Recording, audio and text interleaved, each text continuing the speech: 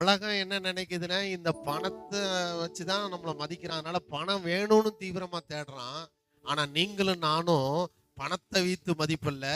தேவன் அவர்தான் எனக்கு மதிப்புன்னு சொல்லும்போது, தேவனுடைய ராஜ்யத்தை முதலாவது தேடும்போது, இவைகள் எல்லாம் உங்களுக்கு கூட கூட கொடுக்கப்படும். நீங்க நன்றா புரிந்து கொள்ளணும். நான் கர்த்தர தேடுனேன்னா, கர்த்தரிடத்திலிருந்து எனக்கு தேவையான ஐஸ்வர்யமும், பணமும் என்னிடத்துல என்ன செஞ்சிரும்? வந்துரும். அவர் குடுத்துருவாரு. அவர் குடுத்துட்டாருன்னா, ஆட்டோமேட்டிக்கா என்ன சுத்தி இருக்கிறவன் என்னை மதிக்க ஆரம்பிச்சுருவான். அல்லேலூயா!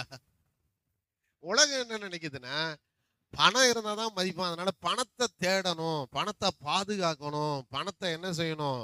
கவனமா வச்சுக்கணும்னு யோசிக்கிறான். ஆ பணத்த வச்சு பணம் சம்பாரிக்கணும்னு யோசிக்கிறான். ஆனா, தேவனுடைய கொள்கை என்ன அப்படின்னா, நான் தான் உனக்கு முக்கியம். நீ என்னிடத்தில் வந்தா என்னுடையதெல்லாம் உன்னுடையதா இருக்குங்கிறாரு.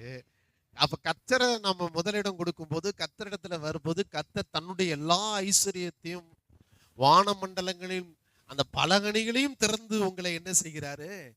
இடங்கொள்ளாமல் போக மட்டும் ஆசீர்வதிக்கிறாரு. அப்ப அந்த ஆசீர்வாதம் என்ன செய்யுதுன்னா, ஐஸ்வரியத்த பெருக செய்யுது. அதுல வேதனை இல்லாத ஐஸ்வரியமா இருக்கு. அப்ப ஐஸ்வரியம் பெருகும்போது ஆட்டோமேட்டிக்கா உலகம் உங்க காலடிக்கு வரப்போகுது. உபாகமம் 28:8 வாசிங்க பார்க்கலாம்.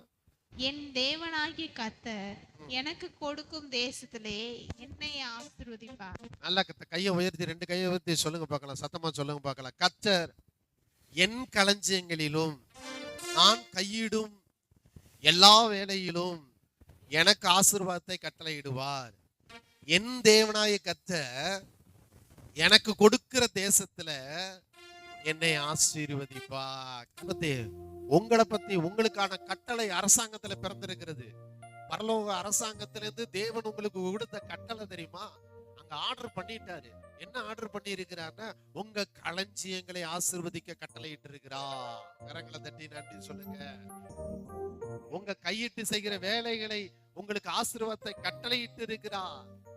உங்கள் தேவனாய கர்த்தர், நல்லா கவனிங்க, உங்கள் தேவனாய கர்த்தர் நீங்க இருக்கிற இடத்துல, நீங்க இருக்கிற அந்த ஊர்ல தான், அந்த தேசத்துல தான் உங்களை ஆசீர்வதிக்கும்படி அவர் கட்டளையிட்டு இருக்கிறார். ஆண்டவர் என்னைய கருப்பா சிவப்பான்னு பார்த்து, இல்ல உங்களை உயரமா குட்டையான்னு பார்த்து, குண்டா ஒல்லியா இருக்கீங்களான்னு பார்த்து அப்படி ஆசீர்வாதத்தை கட்டளையிடல.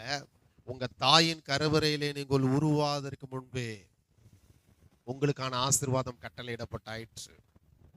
அல்லேலூயா!